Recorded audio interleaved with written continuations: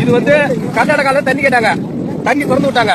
திறந்து விட்டு நம்ம ஊர்ல கொள்ளிடம் ஆத்த தாண்டி மீறி வந்து கடலுக்கு வர்ற லாஸ்ட் எல்லாம் இது சுத்தமான குடிநீர் தண்ணி மாதிரி இருக்கு. நாங்க குடிக்கிறோம். இதை ஒரு தடுப்பான கட்ட ஓய்க்கல அரசியல். இதுல இந்த 10 அடி அரசியல் 10 அடி தடுப்பான கட்டியிருந்தாங்க. இன்னைக்கு 10,000 ஏக்கருக்கு இந்த தண்ணி வரும். அதையே இவ்வளவு தடுப்பான கட்டல சுத்தமா கடற்கரை ஓரம் இது. கடலையும் இந்த ஆறு இடையிற இடம் இந்த தண்ணியை குட்டி காட்ட பாருங்க. சுத்தமான நல்ல தண்ணி இங்க வருது. இதுல ஒரு 2 கோடி 3 கோடி போட்டு தமிழ்நாட்டுல ஒரு தடுப்பான கட்டப்பட எதுக்கு இருக்கான்? நான் ஓட்டு போடுறேன். நாளைக்கு சேல் போனா பரவாயில்ல. இப்ப கடற்கரை ஓட்ட போற தடுப்பான கட்ட 10,000 கனடி தண்ணி வேஸ்டா போகுது. நீ எப்படி சீமான் வளர்வாய்? என்னுடைய கோட்பாடு நீரின்றி அமையாது உலகு, யார் யாருக்கும் வானின்றி அமையாது ஒழுக்கு. முதல்ல நீரை சேமித்து, இப்ப தண்ணீரின் தேவையில் தண்ணீர் என் திட்டம். 950 மில்லிமீட்டர் எனக்கு மழை பெய்யுது.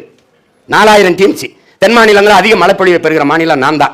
ஆனா நான் 750 டிஎம்சி தண்ணீரை பெற கேரளாவில், கர்நாடகாவில் 150 டிஎம்சிக்கு கையேந்திரது தன்மான இழப்புன்னு நினைக்கிறேன்.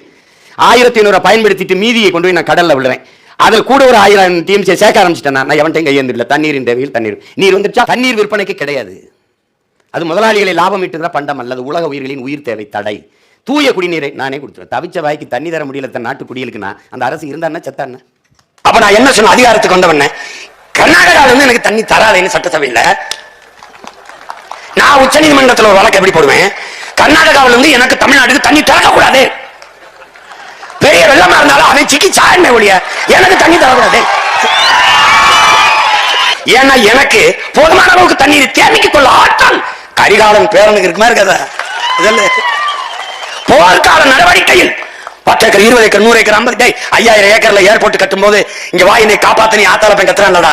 நான் மயம் போய் கேட்கிறேன்டா. இதுல 1000 ஏக்கர்ல ஏறி வெட்டும் ஆத்தானா எடுத்துக்கடா, நான் பெத்த மகனேன்னு சொல்லுவாடா. வெட்டுறேன், நீரை தேக்குவேன். ஏறினா 2000-3000 ஏக்கர்ல இருக்கிறதா ஏறி நினைக்காத. சின்னதா நீ எழுதி வச்சுக்கடா. விண்ணூரில் பயணிக்கிற போது குனிந்து பார்த்தால் தேகத்தில் எப்படி தேமல் விழுந்து கிடக்குமோ அப்படி என் தேசத்தில் பார்க்கிற இடமெல்லாம் நீர் தேமல்கள் விழுந்து கிடக்கும்டா.